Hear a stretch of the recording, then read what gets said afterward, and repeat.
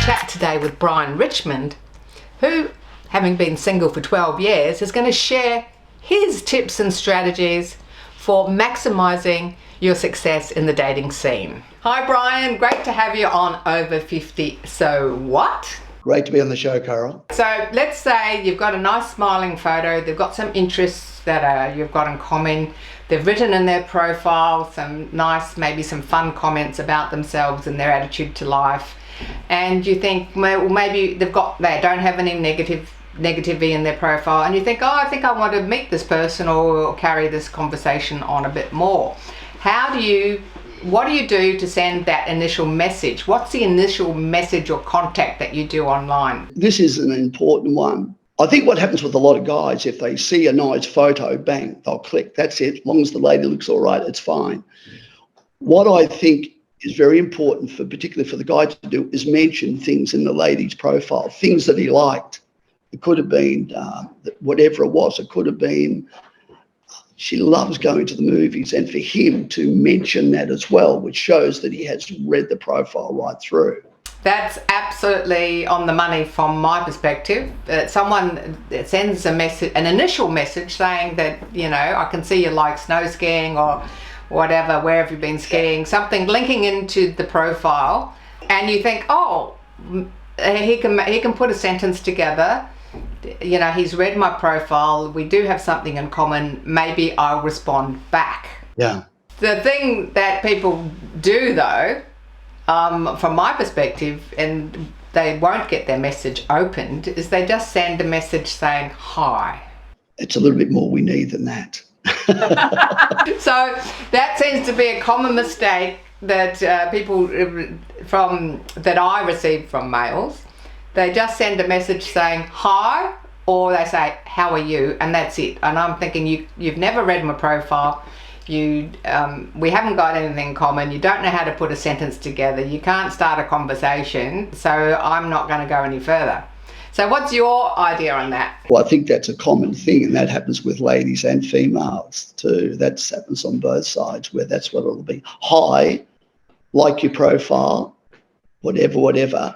But it was a good point that you mention something about the profile. Gee, I love snow skiing as well. Love to chat further about that. There's standard answers, like when you do send an interest, it could be like, I think we have a lot in common. Things like, gee, you've caught my eye. Would love to chat. There's standard first messages. Then if the person you're sent it to likes your profile, yes, I would love to hear from you. That's when you respond with a little bit more information about her profile, the things in her profile that was interest to you. So now we've sent that message, I like your profile, and then they've responded back, yes, I find your profile interesting as well.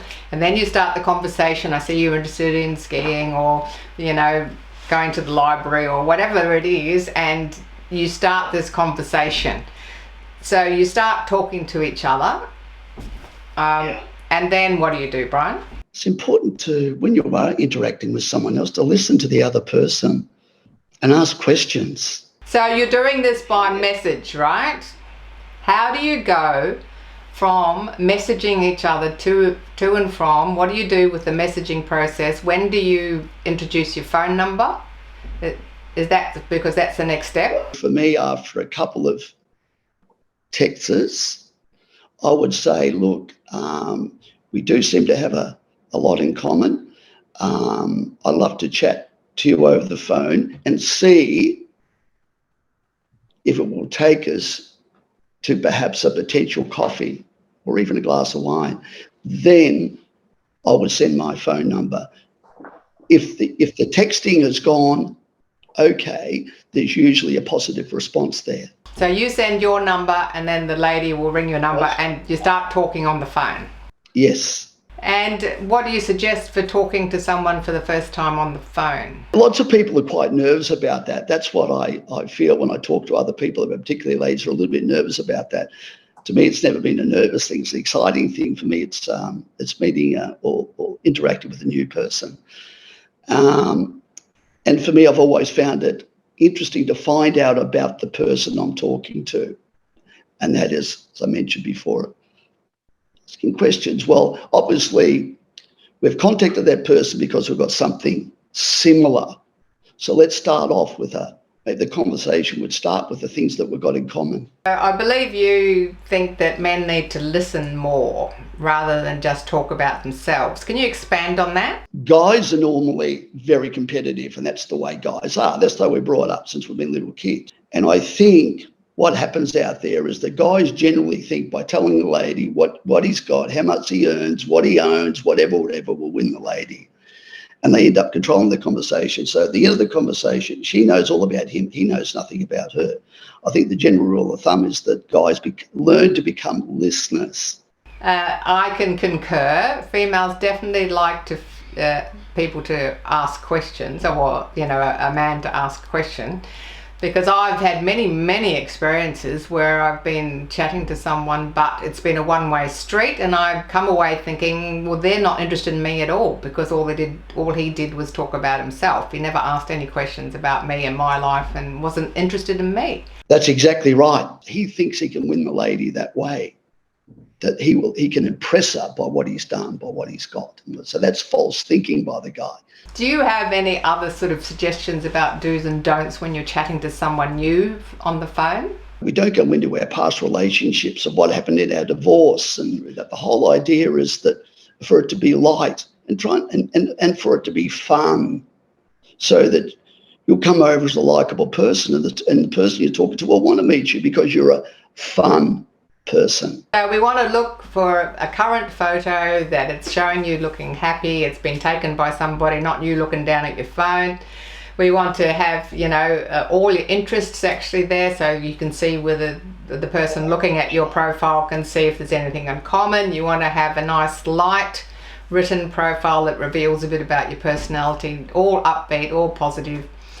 And then when it comes to messaging, like you said, we need to ask questions of the other person, show that we've read their profile rather than just going, hi. Actually.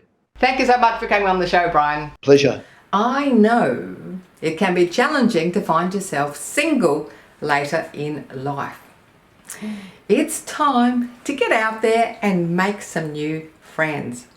Just watch this show and we'll give you lots of ideas of places to go and things to do where you're going to meet people of a similar age. And of course, you can always go to Dr. Google and find singles groups near you. If you'd like to start floating for health and put it in your regular fitness and health routine, just go to our website carolohalloran.com and you'll find some information on the Water Temple Flotation Centre. Please join us on Facebook and YouTube. Over 50, so what? Keep connected. We'd love to hear your dating stories. Let us know how you're going.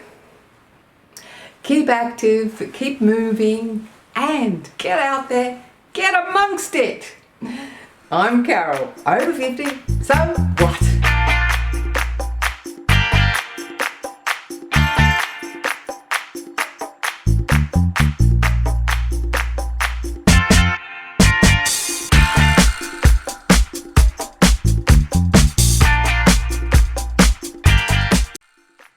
Thanks for watching our TV show.